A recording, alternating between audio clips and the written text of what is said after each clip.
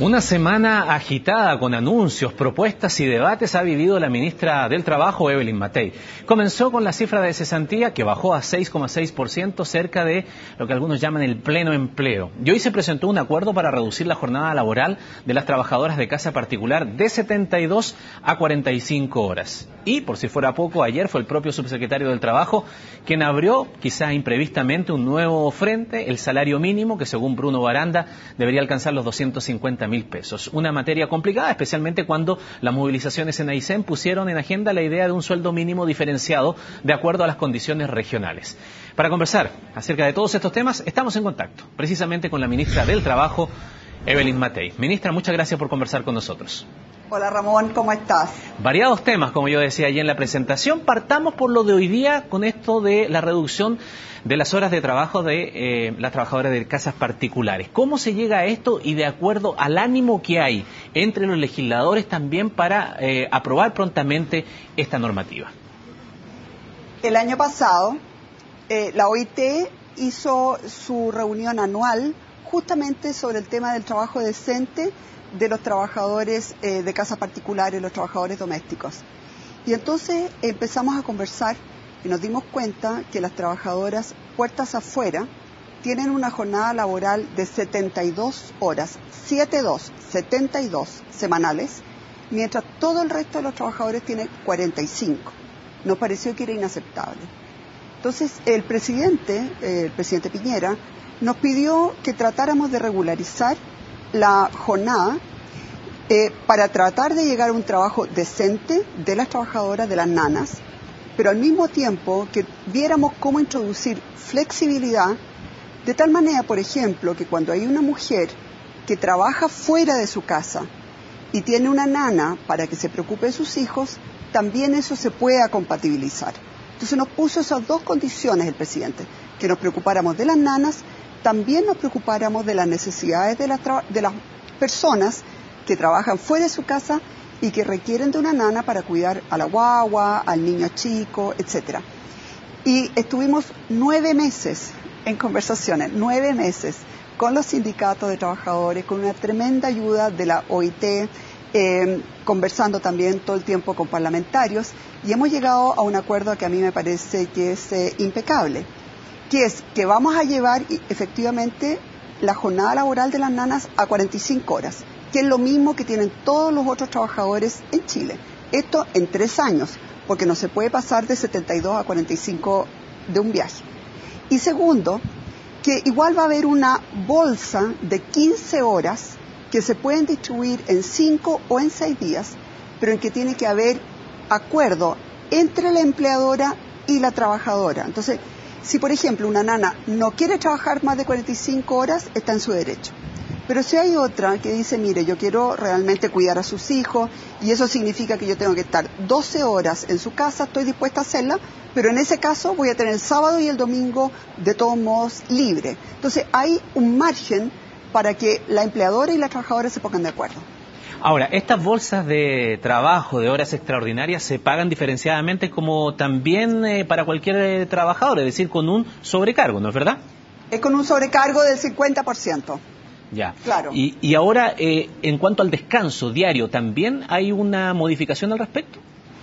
La modificación es que, no, en realidad no hay una modificación, van a tener media hora de colación, eso no se considera dentro de la jornada laboral, es decir, una jornada laboral, por ejemplo, que son de 9 horas, ya estamos pensando en el tercer año, 9 horas por 5 da 45, en realidad va a tener que estar 9 horas y media la trabajadora en la casa, porque entre medio tiene una colación de media hora.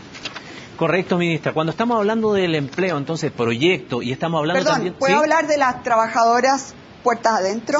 Sí, justamente, a eso quería ir también antes de pasar a las cifras propiamente tal del empleo. ¿Qué pasa con ella en este proyecto de ley? Las trabajadoras puertas adentro no tienen jornada de trabajo, porque uno no puede marcar cuándo entran y cuándo salen, porque en realidad viven ahí. Lo que tienen es una jornada de descanso obligatoria y eso se mantiene igual.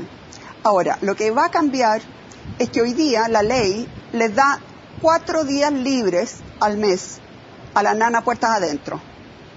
Y de eso vamos a pasar a 6. Es decir, van a tener todos los domingos libres y 2 días extra que, por ejemplo, se pueden acumular, entonces a lo mejor se puede ir viernes, sábado y domingo. Muchas veces ellas tienen a hijos que están viviendo en otro lado, en San Felipe, etcétera, o a lo mejor esos 2 días extras lo pueden transformar en 4 medios días. Todo eso lo van a poder ponerse de acuerdo entre la empleadora y la trabajadora, pero los 4 domingos son obligatorios. A lo que iba yo, antes de tocar el tema para redondear todo lo que dice relación con este proyecto de ley, es que estamos también dentro de un contexto entonces de darle una mayor dignidad al trabajo. Y la dignidad al trabajo está relacionada con las condiciones laborales, pero también con los ingresos. Sobre esa materia, yo lo decía también en la introducción, ministra, allí el subsecretario habló de un sueldo de 250.000 pesos. Usted ayer bromeaba un poco al respecto. ¿Qué es lo que se puede decir sobre esa materia más allá de la broma, que tal vez es una aspiración que legítimamente yo creo que nadie se opondría, pero en la práctica siempre surgen los tecnicismos y las advertencias de los economistas que no se puede realizar? A ver, una cosa es a lo que uno aspira, una cosa es lo que uno le dice a todo el mundo: miren, por favor, traten de pagar lo más que puedan, porque en realidad hay familias que están viviendo muy mal, en muy malas condiciones. Y eso es de lo que habló el subsecretario Baranda. ¿Y quién podría estar en contra de eso? Pero él no habló de fijar un sueldo mínimo legal de 250.000 pesos, nunca lo dijo. Y la verdad es que si nosotros fijáramos un sueldo mínimo legal de 250.000 pesos, por ejemplo, se nos irían todos los call centers de Chile. Porque nosotros ya tenemos salarios mínimos mucho más altos que muchos de nuestros países vecinos.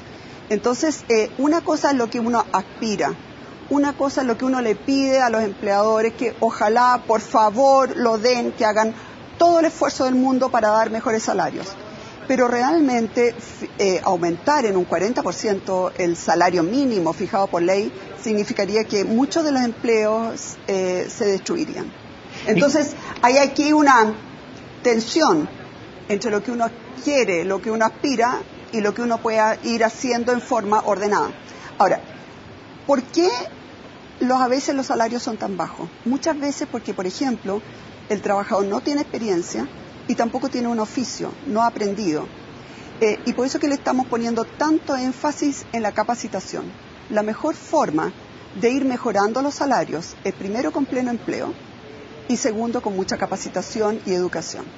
Ahí me instalo en otro tema entonces, con las buenas cifras respecto del combate allí al desempleo. Son muy buenas cifras y hay una discusión que se ha armado ahí respecto de si podemos hablar efectivamente de un concepto que se habla en este ámbito, que es de pleno empleo. Más allá de esa discusión que uno puede decir sí, no, de acuerdo a las cifras, cómo se mide. Ministra, lo que señalan los sectores de los trabajadores, reconociendo el esfuerzo que se ha hecho sobre esa materia, es que una cosa es tener empleo y otra cosa es tener un empleo bien remunerado. Bueno, y hay mucha gente que todavía no tiene empleo. ¿Cuánta gente hay que usted conoce, que yo conozco, que tienen más de 50 años, más de 55 años, que necesitan trabajar y no encuentran empleo? Entonces, ojo, hay muchas mujeres también que necesitan trabajar y que no lo encuentran. Y el desempleo entre los jóvenes, sobre todo los jóvenes más vulnerables, a veces no han terminado cuarto medio, no tienen experiencia laboral, no tienen contacto. Ahí tenemos todavía una cesantía muy alta. Entonces, cuidado, no nos dejemos arrastrar. Las cifras son muy buenas, estamos muy contentos, estamos muy agradecidos, pero no estamos todavía satisfechos. Falta mucho por hacer. ¿Es correcto hablar de una precariedad del empleo en Chile, ministra? Pero ha ido mejorando enormemente, enormemente. Lo que hemos visto, por ejemplo, es que la mayoría de los trabajos que se están creando ahora último son empleos asalariados, es decir, con contrato, y además son empleos de jornada completa, 45 horas semanales.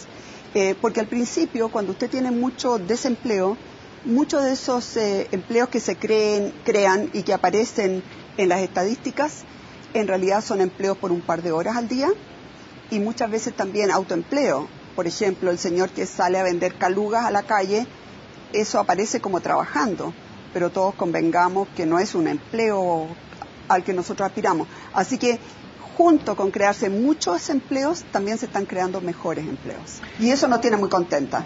Ministra, respecto del tema de contingencia de carácter nacional que sobrepasa mucho más allá que la problemática regional que es la de Aysén, hoy día dentro del adelanto de algunas de las propuestas que ha señalado el ministro de Energía que visita la zona y que está en esta situación todavía de si se concretan o no mesa de negociación con los sectores que representan a la ciudadanía organizada en Aysén, una de esas situaciones que ha deslizado en el día de hoy es eventualmente la visita del ministro Longueira, la visita de usted, cuando está allí discutiéndose la posibilidad de implementar o no, de cómo formalizar un salario mínimo regionalizado, diferenciado, de acuerdo a la realidad de las regiones, que yo entiendo está dentro del ánimo, incluso de la intención del propio presidente de la República, que no solamente sea una situación si de llegar a concretarse para Aysén, sino que para otros temas, que la solución no solo sea para Aysén, si es que se llega a eso. Ministra, ¿qué hay en todo eso? ¿Cuánto cerca estamos de eso? Y si usted tiene la disposición de viajar al sur con una solución al respecto en una carpeta bajo el brazo. Yo tengo toda la disposición a viajar y a estar todo el tiempo allá que sea necesario. Yo quiero decir, en primer lugar, que son cosas que se dicen en forma fácil cuando uno llega, después a los detalles no es tan fácil.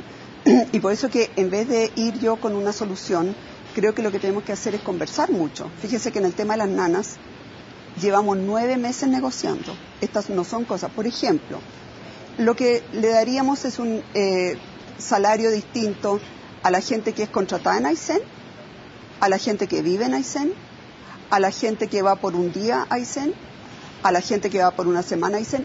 ¿Qué significa un sueldo regionalizado?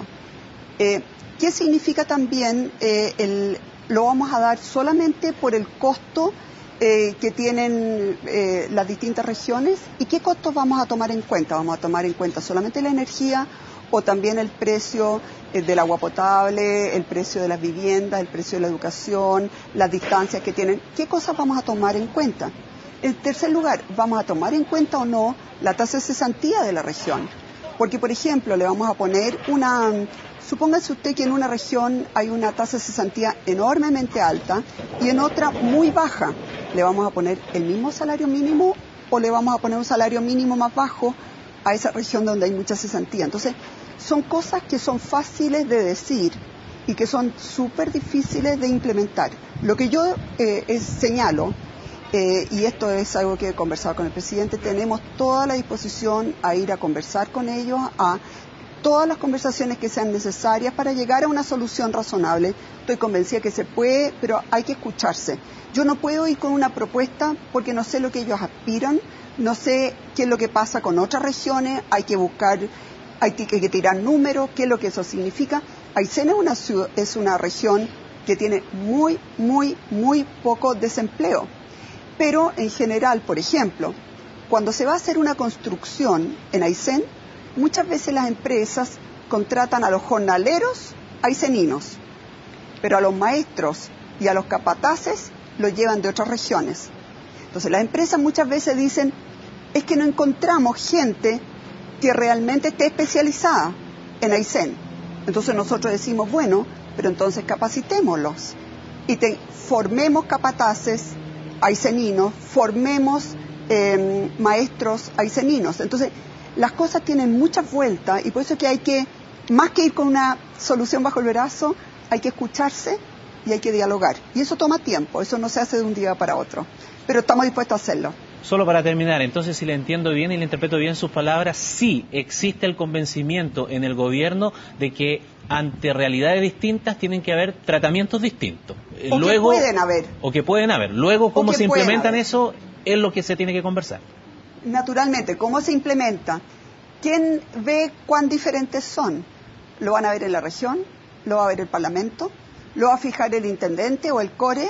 ¿O los parlamentarios? ¿O el gobierno? ¿Quién lo fija? Van a haber encuestas de IPC distintos, vamos a tener distintos IPC para cada región. O sea, no es tan fácil el tema. Ministra, muchas gracias por su tiempo, su disposición para hablar de todos estos temas. Encantada, un gusto. Que esté muy bien. Nosotros así también nos separamos por unos instantes y volvemos de inmediato para seguir revisando la actualidad informativa aquí en CNV Chile.